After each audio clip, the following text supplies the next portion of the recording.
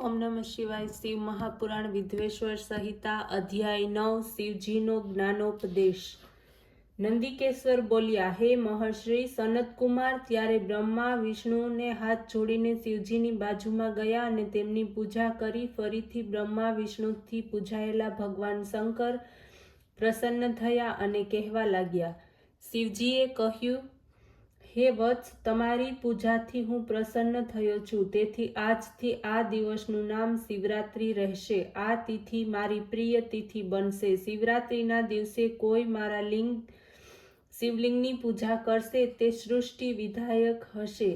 જે કોઈ જીતેન્દ્રિય અને નિરાહારી રહીને 1 વર્ષ સુધી હંમેશા મારી પૂજા કરશે તે તો મોટો તપસ્વી જ છે।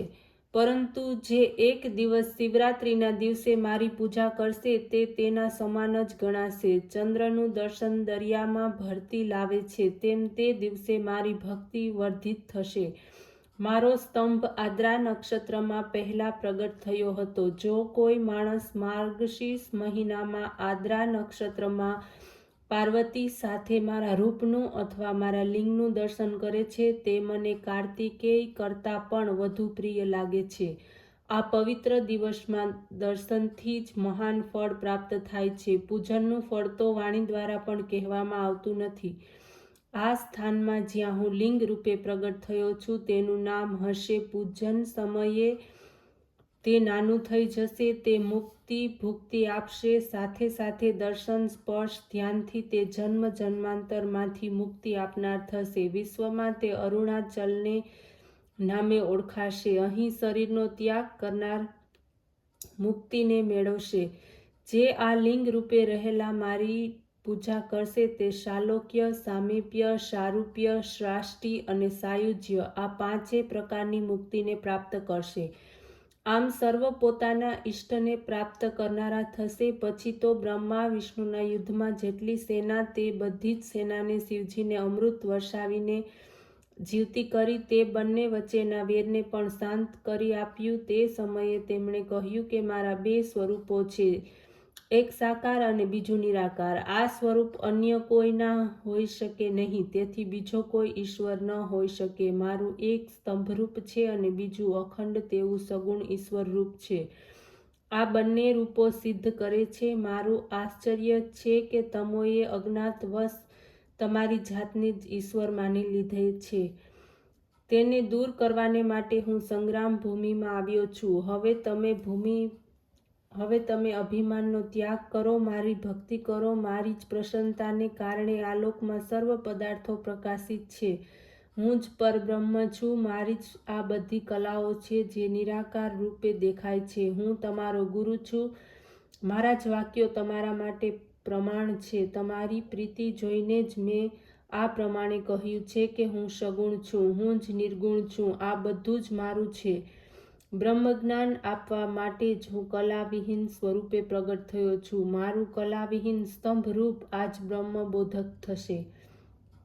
લિંગ અને લિંગના અભેદ રૂપે જે નિત્ય પૂજનીય છે, જે મારા જ આ લિંગની સ્થાપના કરશે ત્યાં જ હું અપ્રતિષ્ઠિત છતાં પ્રતિષ્ઠિત રૂપે રહેલો છું। હું એક લિંગની સ્થાપનાથી મારા સમાન રૂપની પ્રાપ્તિ થાય છે, એ મારું ફળ છે। વળી બીજા લિંગના સ્થાપનથી મારી સાથે એકતાની પ્રાપ્તિ થાય છે। આ લિંગ રૂપ પ્રધાન છે તથા પ્રતિમા ગૌણ રૂપ છે। લિંગનો અભાવ હોય તો મારી પ્રતિજ્ઞા હોવા છતાં તે મારા ક્ષેત્ર સ્વરૂપે ગણાતી નથી।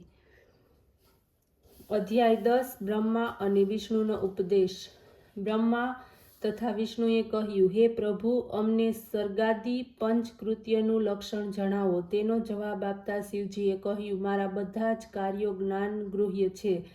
તથાપિ હું તમને જણાવું છું કે હે પુત્રો, 1 સૃષ્ટિ, 2 સ્થિતિ, 3 સંહાર, 4 તિરોભાવ અને 5 અનુગ્રહ આ 5 કૃત્યો મારા જગતમાં પ્રસિદ્ધ છે। સંસારનો આરંભ તે સર્ગ, તેની વૃદ્ધિ તે સ્થિતિ, તેનો નાશ તે સંહાર, સંસારના ઉત્ક્રમે તે તિરોભાવ, સંસારમાંથી મોક્ષ તે અનુગ્રહ આ 5 કર્મો દ્વારા સંસારનું સંચાલન કરું છું। આ બધામાં જે મારામાં જ સ્થિતિ કરીને રહે છે તે જ મુક્ત છે. આ 5 કૃત્યને માટે મારા 5 મુખો છે. 4 દિશામાં 4 તથા મધ્યમાં 5મું મુખ છે. હે પુત્રો, મેં આ તપ વડે પ્રાપ્ત કર્યું છે તે મેં પ્રસન્ન થઈ તમને આપ્યું છે. આ જ રીતે બીજા કૃત્ય રુદ્ર તથા મહેશને આપ્યા છે, પરંતુ અનુગ્રહરૂપ કોઈ પણ મેળવવા સમર્થ નથી. આ પૂર્વના કર્મ તમે સમયને લઈને વિસરી ગયા છો, પરંતુ 2 જણા ભૂલ્યા નથી, તે છે રુદ્ર અને મહેશ. તમે ભૂલી ગયા, તેથી મારે સૃષ્ટિની સ્થિતિને માટે રૂપ, વેશ, કૃત્ય, વાહન, આયુધ વગેરે બધાનો સંગ્રહ કરવો પડ્યો. મારા જ્ઞાનથી વિમુક્ત થયા પરિણામે તમને અજ્ઞાનતા પ્રાપ્ત થઈ. હવે જો જ્ઞાની થવું હોય તો ઓમકારનો જપ કરો. તે મારા મુખમાંથી ઉત્પન્ન થયો છે, મંગલકર્તા છે, તે વાચક છે, હું વાચ્ય છું.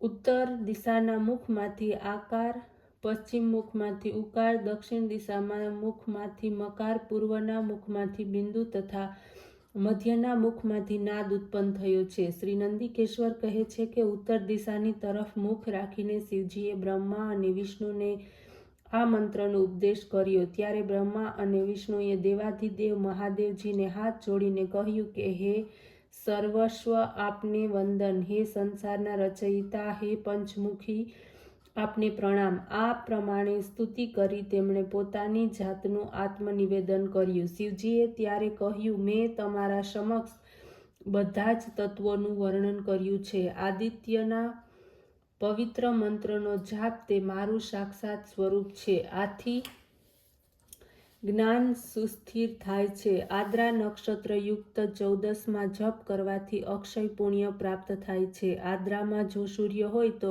એક વાર મંત્રનો જપ કરવાથી કોટી ગણું ફળ મળે છે.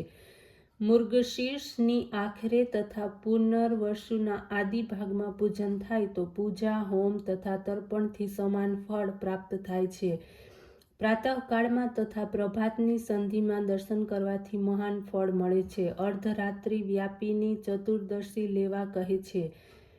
મારા લિંગ, સ્તંભ અને પ્રતિમાનું પૂજન કરવું તે બંને ઉત્તમ છે, પરંતુ મુક્તિની ઈચ્છાવાળી વ્યક્તિએ સાકાર પ્રતિમા કરતાં લિંગનું પૂજન કરવું. આમ કરવાથી શિવપ્રદ સુલભ થાય છે. આ પ્રમાણે ઉપદેશ આપી શિવ અંતર્ધ્યાન થઈ ગયા. ઓમ નમઃ શિવાય.